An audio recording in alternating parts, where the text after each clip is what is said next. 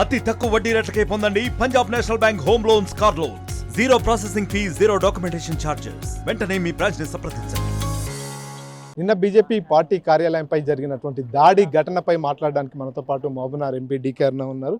చెప్పండి మేడం, నిన్న BJP party ఆఫీస్పై Congress కార్యకర్తలు దాడి చేయడాన్ని ఎట్లా చూస్తారు? తీవ్రంగా ఖండిస్తున్నా కాంగ్రెస్ కార్యకర్తల దాడిని. ఎందుకంటే ఒక ముఖ్యమంత్రి గారి యొక్క ప్రవృత్తి దీంట్లో కనపడుతుంది. వారి యొక్క ప్రవృత్తి ఏందో ఈ సంఘటన ద్వారా కనపడతా ఉంది మనకు.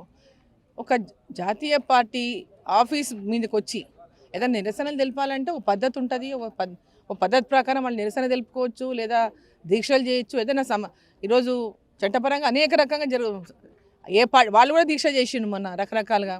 వాళ్ళు కూడా దీక్ష చేయాలనుకుంటే దీక్ష చేయొచ్చు, నిరసన తెలుపొచ్చు. కానీ మా పార్టీ ఆఫీస్ మీదకి వచ్చి దాడి చేసే మటుకు సమంజసం కాదు. మన భారతీయ జనతా పార్టీ తలుచుకుంటే ఎదురుగా గాంధీ భవన్ ఉంటుందా? ఇటువంటి సాంప్రదాయాలు మంచివా? ముఖ్యమంత్రి గారు ఏం నేర్పిస్తున్నారు, ఏం చూపిస్తున్నారు, ఏ రకమైన సందేశాన్ని ఇస్తున్నారు? లేనిపోని గొడవలు రావాలి ఈ రాష్ట్రంలో, ఓనూరు కొట్టుకోవాలి, శాంతి భద్రతలు ముందే లేవు. ఎందుకంటే ఆయన దగ్గరనే హోంశాఖ ఉండే, శాంతి భద్రతలే లేవు ఈ రాష్ట్రంలో. సొంత పార్టీ వాళ్ళే ఇంకో పార్టీ ఆఫీస్ దాడి చేస్తుంటే అక్కడ దాని పరిస్థితి అని ఒకసారి అర్థం చేసుకోవచ్చు. ఆయన పరిపాలన ఎంత చక్కటి పరిపాలన నిర్వహిస్తున్నాడో ముఖ్యమంత్రి గారు ఈ సంఘటన ద్వారానే అర్థమవుతుంది. ఇది సిగ్గుచేటు కాంగ్రెస్ పార్టీ వాళ్ళకి, ముఖ్యమంత్రికి కూడా ఇటువంటి సంఘటనలు, ఈ విధమైనటువంటి దాడులు చేయడం తీవ్రంగా ఖండిస్తున్నా. భారతీయ జనతా పార్టీ తలుచుకుంటే ఒక రోజు కూడా వాళ్ళు అక్కడ గాంధీ భవన్ ఉండదు.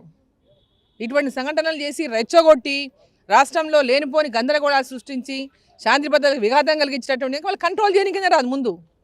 ముందే శాంతి భద్రత కంట్రోల్లో ఈ రాష్ట్రంలో మళ్ళీ ఇటువంటి సంఘటనలు సృష్టించి దాని తర్వాత ఇంకేదో రకంగా భారతీయ జనతా పార్టీ మీద రంగు పుల్చేటటువంటి ప్రయత్నం చేస్తుంటే ఏమాత్రం కూడా సహించేది లేదు. దానికి తగిన మూల్యం కాంగ్రెస్ పార్టీ చెల్లించుకోవాల్సి వస్తుంది. దీనిపై ఇప్పటికే ఫిర్యాదు ఏమన్నా చేశారా? ఎటువంటి చర్యలు తీసుకోబోతున్నారు ఈ ఘటనపై? తప్పకుండా వారు చేసినటువంటి సంఘటన పైన ఖచ్చితంగా భారతీయ జనతా పార్టీ చర్యలు తీసుకుంటుంది. వాళ్ళ మీద కంప్లైంట్ ఇస్తుంది, గట్టి చర్యలు తీసుకోవాలని కూడా డిమాండ్ చేస్తుంది. అంటే పూర్తిగా బీజేపీ ఎంపీలు మహిళా నాయకురాలని కూడా చూడకుండా జాతీయ నాయకులపై నోటికొచ్చినట్టు మాట్లాడుతున్నారు అనేటటువంటి కామెంట్స్ చేస్తున్నారు. ఈ కామెంట్స్ని ఎట్లా చూస్తారు? వాళ్ళకి కామెంట్లు వాళ్ళు చేస్తారు. ఇప్పుడు కామెంట్లు వాళ్ళు చేసేది అలవాటే ఇంకోరికి నేర్పిస్తారు.